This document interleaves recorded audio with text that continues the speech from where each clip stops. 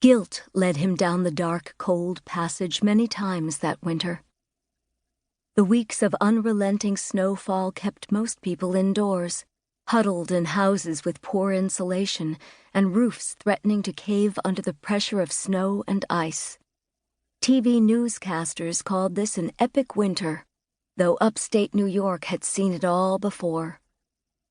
Jamming his ski poles into the deep snow, he slid to a halt at the main entrance of the abandoned Kelly mine. The sun inched over the smooth, round mountains, chiseled against the blue sky. He stared at the entrance, frozen in fear and deep pain, as the clear February morning crept up to -20 degrees as dawn broke. The rock and wood barrier appeared impassable, but a hollow spot to the left, visible from only one angle, gave easy access to the mine. He removed his skis and slipped through the opening into the dark tunnel, storing his equipment in an alcove off to the right. Numbing cold had already seeped into his bones through the many layers of clothing, but he was used to it. Trekking down the main tunnel, he hunched over to avoid hitting his head, a flashlight illuminating the area right in front of him. The only sounds were his footfalls on the frozen ground and the blood pumping through his veins, its relentless roar and echo in his head. As the tunnel slowly led him deeper into the mountain, his anxiety fueled his imagination. She wasn't there. She was a ghost. She would seek revenge. He bit back a strangled sob.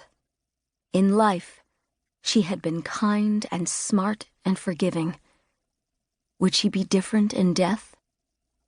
His foot slipped on the edge of a deep hole, rocks falling down the vertical exploration shaft.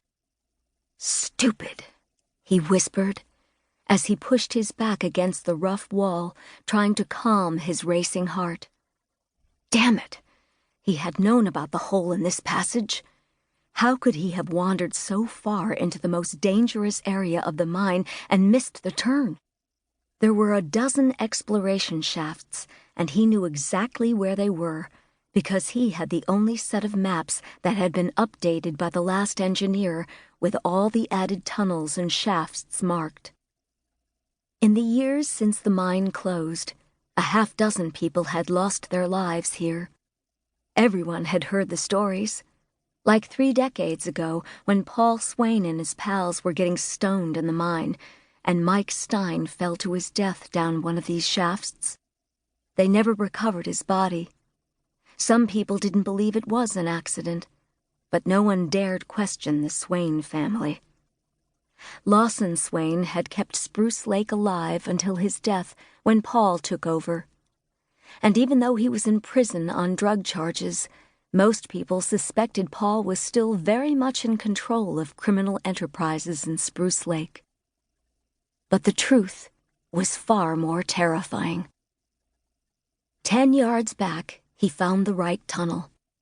30 feet down, it spilled out into an open space, not much bigger than a long, narrow garage, which had long ago stored mine equipment. 2 tunnels shot off the room. He didn't know where they went. He'd never been this far into the mine, except... He turned his flashlight toward the woman who haunted him. She was unchanged, lying so peacefully he could almost pretend she was sleeping. His eyes burned. He knelt at her side, reached out to touch her, then stopped himself. "I'm so sorry." His voice broke, and he began to shake. Gutless. This should never have happened. She should never have died. He bowed his head and prayed for forgiveness, for strength. He prayed for survival. He remembered not her death, but her smile, her sassy mouth, her quick wit. He'd loved her. Love? You're a fool. You killed her. He hadn't killed her, but he'd let it happen. And you think there's a difference? Woe to the man who ignores the truth. He remained kneeling until the cold was so bitterly unbearable that he feared he wouldn't make it back out. Would that be so bad? To die here? Every time he came, he thought the same thing. Take a few pills, lie down next to her, sleep. The sub-zero temperature would take care of the rest. But others depended on him. He had responsibilities and obligations. If he disappeared, the town he had once loved, the town that had once saved him, would be doomed. His soul was already doomed. There would be no forgiveness, no redemption. Truly, the only thing that kept him alive was the fire of vengeance burning inside.